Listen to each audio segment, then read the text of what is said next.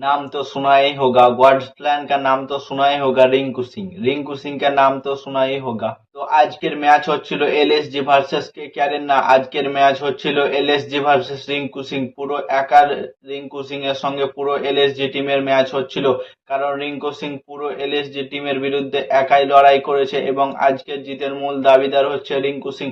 আজকের মূল মন্ত্র হচ্ছে Rinku Singh God's plan baby. God plan বেবির জন্য আজকে কেকেআর প্রায় 2টো পয়েন্ট পেয়ে গেল এবং সুপার ওভারে গিয়ে ম্যাচ জিতে গেল।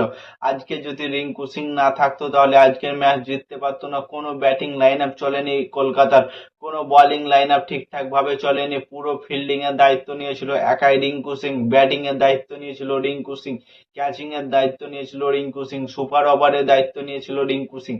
পুরো ফিল্ডে একদম রিঙ্কু সিং একাই দায়িত্ব নিয়েছিল। পুরো ক্যাপ্টেন্সি থেকে সবকিছু থেকে সমস্ত দায়িত্ব নিয়েছিল রিঙ্কু সিং। আজকে রিঙ্কু সিং এর জন্য কলকাতা নাইট রাইডার্স ম্যাচ জিততে পারলো।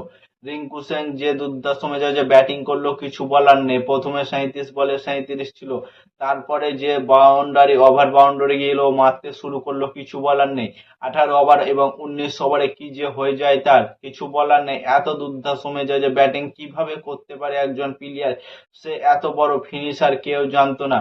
তাকে এমনি এমনি এমএসডির পরে জায়গা দেওয়া হয়নি। রিঙ্কু সিং এমনি এমনি ইন্ডিয়া টিমে চান্স পায়নি, এটা সে আজকে বুঝিয়ে দিল।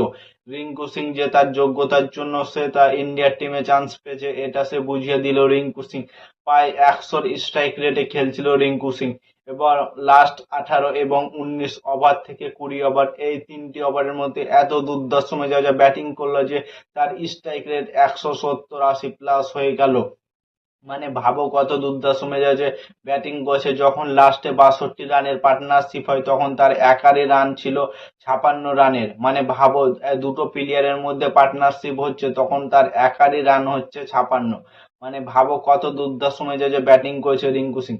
ব্যাটিং এর কথা তো বাদ দাও, প্রায় 5টি ক্যাচ নিয়েছে একটি ম্যাচে। মানে ভাবো কত অসম্ভব কাজ করেছে রিঙ্কু সিং। প্রায় 5টি ক্যাচ একটি ম্যাচে নিতে পারে কোনো প্লেয়ার, সেটা ভাবো। হাইস্ট ছিল 4টি ক্যাচ, সেই ক্যাচের রেকর্ডটাও ভেঙে দিয়েছে সেই রিঙ্কু সিং। রিঙ্কু সিং একটা ম্যাচের মধ্যে 5টি ক্যাচ নিয়েছে এবং সুপার ওভারের কথা তো বাদ দাও, সুপার ওভারেও একটা ক্যাচ নিয়েছে, মানে 6টা ক্যাচ নিয়েছে একটা ম্যাচে। একটা ম্যাচে একটা প্লেয়ার কিভাবে 6টা ক্যাচ নিতে পারে ভাবো। আজকের ম্যাচ ছিল রিঙ্কু সিং ভার্সেস পুরো এলএসজি টিমের। ভাবো একাই রিঙ্কু সিং পুরো এলএসজি টিমকে হারিয়ে দিয়েছে এবং ব্যাটিং এ এত দুর্দশ মেজাজে ব্যাটিং করেছে কিছু বলার নেই। যে রিঙ্কু সিং কে ফ্লপ ছিল এবং ইন্ডিয়ার টিমে চান্স পাচ্ছিল না, বেঞ্চে বসেছিল, সেই রিঙ্কু সিং এত দুর্দশ মেজাজে ফর্মে এসেছে কিছু বলার নেই। একাই রিঙ্কু সিং তাদের কলকাতা নাইট রাইডার্স কে জিতিয়ে 2টো পয়েন্ট তাদের হাতে তুলে দিল Rinku Singh. Kolkata night Riders point table থেকে আরেকটু ওপরে স্থান করবে কলকাতা নাইট রাইডার্স রিঙ্কু সিং এর জন্য। রিঙ্কু সিং যে এত বড় ফিনিশার সেটা কলকাতা নাইট রাইডার্স এবার জানতে পারলো। তাকে আর মনে হয় কোনো একটা ম্যাচও বসাবে না বেঞ্চে রিঙ্কু সিংকে। এবং রিঙ্কু সিং এত দুর্দশ মেজাজে ব্যাটিং করেছে কিছু বলার নেই, তোমরা তো দেখেছিলে। এবং সব থেকে ভালো করেছে সুনীল নারায়ণ। সুপার ওভার প্রায় মেডেনই দিতে চলেছিল, একটা রান দিয়েছে সুপার ওভারে ভাবো।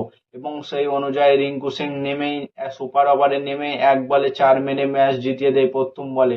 তো আজকের ক্রেডিট পুরো রিঙ্কু সিং এর জন্য থাকবে। তোমাদের মতামত কি কমেন্ট করে জানাও। আর নতুন কোনো আইপিএল ভিডিও দেখতে হলে চ্যানেলটাকে সাবস্ক্রাইব এবং ফলো করে দাও। ততক্ষণের জন্য টাটা, বাই বাই, জয় হিন্দ।